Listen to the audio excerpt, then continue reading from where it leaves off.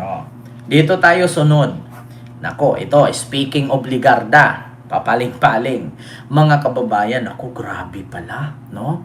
Grabe pala ang pangkumbinsi ni Ligarda, ni Gloria, no? Para matuloy lang itong tawag dito, itong project ni Leandro Libeste na makuha niya itong prangkesa mula kay Digong. Nako, biruin nyo mga kababayan, ang sabi nila malinis daw si Libeste. Pero ngayon mga kababayan, ibinulgar po ni Lito Atienza na si Libeste pala ay walang puhunang 1 billion. Saan daw hahanapin ni Libeste ang puhunang 1 billion na hindi naman daw niya nakita, kaya nga daw hindi siya pumirma eh. 'Di ba? Tapos pilit daw siyang puntahan ni Ligarda at ni Gloria para pumayag siya na makuha itong prangkisa. Ayan na mga kababayan, ako, delikads ito. Nako, binuko ni Lito Atienza. Ito na mga kababayan, patay. Mahirap ipagtanggol ni Topacio to. Paano to? Kaya nga daw ayaw ni Lito Atienza pumirma kasi alam niya wala daw puhunan. Saan daw kukuha ng 1 billion puhunan? Si Libeste, wala pa namang negosyo to kasi bata pa nung panahon na yun.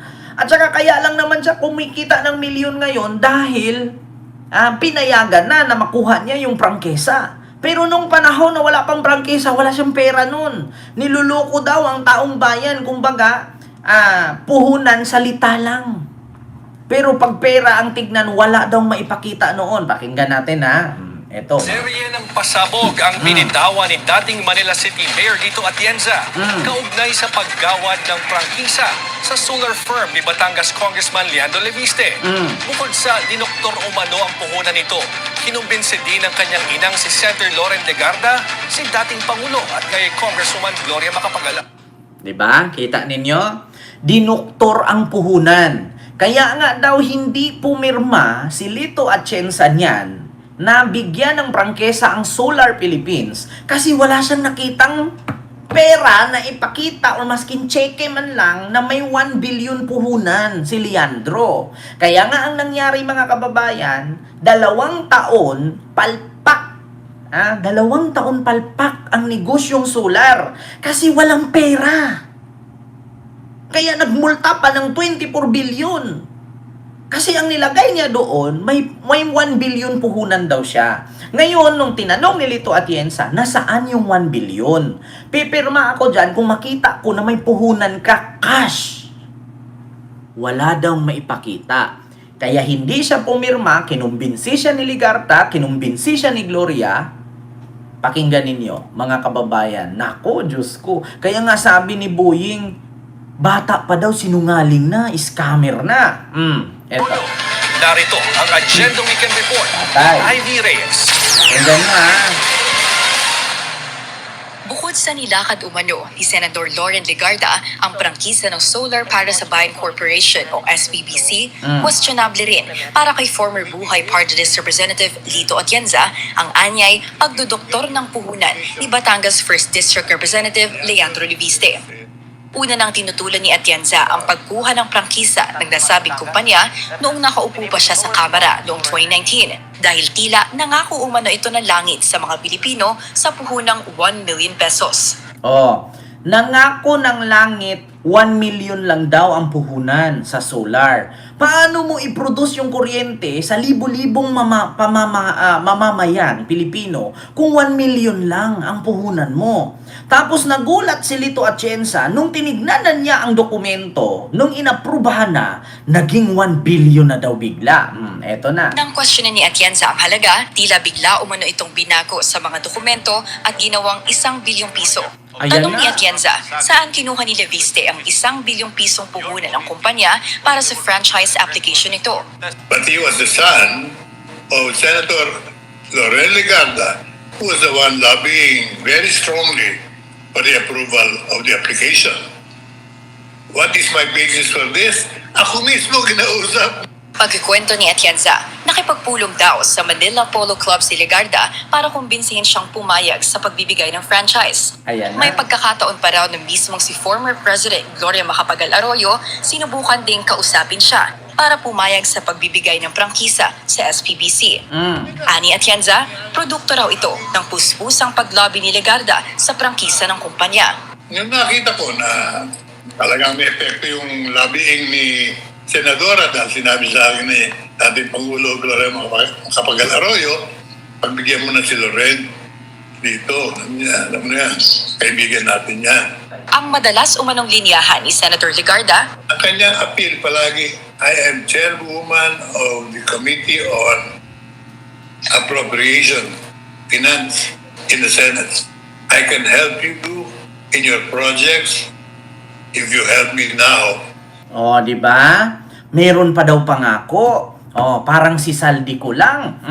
I am a chairman in appropriation budget sa Senate. Pwede kitang tulungan sa mga project mo.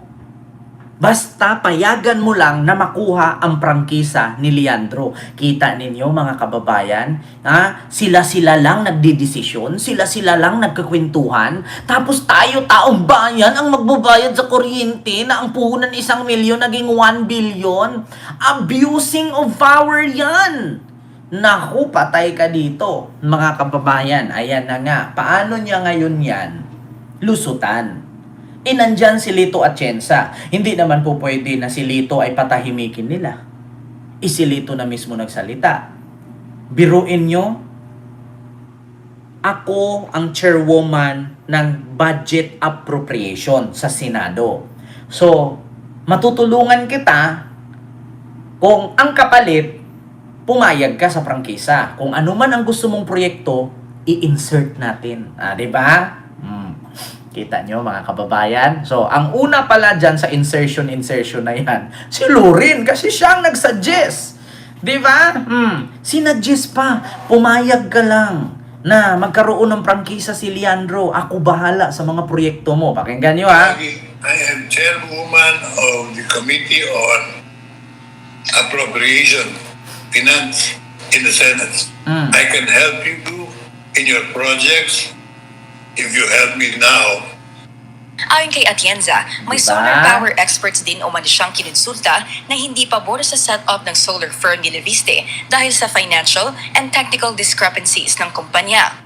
Matatanda ang sinabi ni Legarda noong 2019 na nag-abstain siya sa pagboto kaugnay ng pagbibigay ng franchise sa SPBC. Pero, ani Atienza, tila nag-violate pa rin ito. May ads lang mga kababayan. Kita ninyo yung ginagawa nila. Sa conflict of interest laws dahil sa matinding paglobby nito. Senator Legarda violated that provision because she tried convincing me at Manila Polo Club. Buwelta ng kampo ni Leviste, we refuse to give oxygen to a gaspy old man. Kaya't kahit no comment, hindi raw ito pag-aaksayahan ng oras. Sinubukan din ng Billionaire News Channel na kunin ang panig ni Senator Legarda pero wala pa itong tugon sa aming mga mensahe. Para sa Agenda Weekend, Diba? Hindi daw papansinin yung matanda. Hindi daw pag-aaksayahan ng oras. Malalaman naman natin yan Kasi bakit? Makita mo naman dyan kung pumirma o hindi si Lito Atienza. Kasi kung makita doon sa record na hindi siya pumirma, ibig sabihin may sabit nga. So, ibig sabihin, yung sinabi niya, totoo. Kasi kung meron lang 1 billion na may pakita, pipirma siya. Nagulat siya, 1 million nakita niya, tapos pagka kinabukasan, nagulat siya, ang dokumento, 1 billion na. Ang tanong ngayon, saan kukunin ni Leandro ang halagang 1 billion, wala pa naman siyang business noon, nagtatayo pa lang. Diba? Nagtatayo pa lang. Kukuha pa lang ng prangkisa. So sa madaling salita, kung wala ka pang prangkisa, ibig sabihin, wala ka pang kita. Diba? Kita nyo yan? Kaya tama nga talaga si Trillanes noong nag-rebuildi sila. Nagrabe talaga si Unano. Magnanakaw talaga. Diba? Grabe talaga si Unano, hindi talaga mapagkatiwalaan. Grabe si Unano, no? Biruin mo, dating presidente ka na, Tapos kukumbinsihin mo pa yung matinong kongresista at sabihin, pumirma ka na, pagbigyan mo na yung anak ni Ligarda. Ha? Kasi bakit? Budget appropriation chair si Ligarda sa Senate. So kung ano man ang gusto mong hilingin na proyekto, maibigay niya agad. Mai-insert niya agad. Hala, kita mo, pangako pang ganun. Naku, patay. Nilaglag na kayo. Hala. Naku, nilaglag ni Lito Atienza. Kita ninyo? O, ngayon, tapos sasabihin, ipatanggal si Yussi Claire. Bakit? Nabubutasan kayo? Bakit? Nasisilip yung kabulastugan ninyo? Kaya si Yussi Claire ang tinitira ninyo? Nako, o bakit hindi ninyo sagutin si Lito Atienza at bakit sabihin ninyong hindi pag-aksayahan ng oras ang matanda? Sige nga. Ulitin ko ha. Ito ang sabi, sagot ni Leandro. Kahit no She tried convincing me at Manila Polo Club. Buwelta ng kampo ni Leviste, we refuse to give oxygen to a gaspy old man. Kaya't kahit no comment, hindi raw ito pag-aaksayahan ng oras. Bakit hindi nyo pag-aksayahan ng oras si si Atienza kung hindi totoo ang sinasabi niya? Sige nga, kasi pag pinatulan ninyo, makakalkal. Kasi pag pinatulan ninyo yung matanda, bubuksan niya ngayon. Ito, appropriation, GAA. Ito yun, sa Congress. Hindi ako pumirma, hindi kami ganyan. Magkano ang pondo niya? Makakalkal yan mga kababayan. Kaya ang sagot nito ngayon, Ilipiste, hindi niya patulan ng matanda. Kasi pag pinatulan niya yan, kakalkalin ng matanda yan. Politician din yan, kongresista din yan. Vice mayor pa ang anak. Kaya hindi niya pinatulan kasi makakalkal. Kaya hindi niya pinatulan kasi mapatawag si Gloria at si Ligarda dyan. Dawit si Gloria, dawit yung nanay niya. Bas dawit pa siya. Paano yan ngayon? Kasi hanggat hindi niyo pinatulan si Lito Atienza, magtutuloy-tuloy magalngal yan. Hindi kayo patutulugin yan. Diba, Ma'am Brenda? Confi Fund. Ayun, may love shoutout. Sir Benji Uy, ng Sarisa Force. Ma'am Brenda Barton, hello po. Ma'am Ninfa, Nazareth, hello po. Diba? Ganun yun, mga kababayan. Ayan, kita ninyo. Ayan na.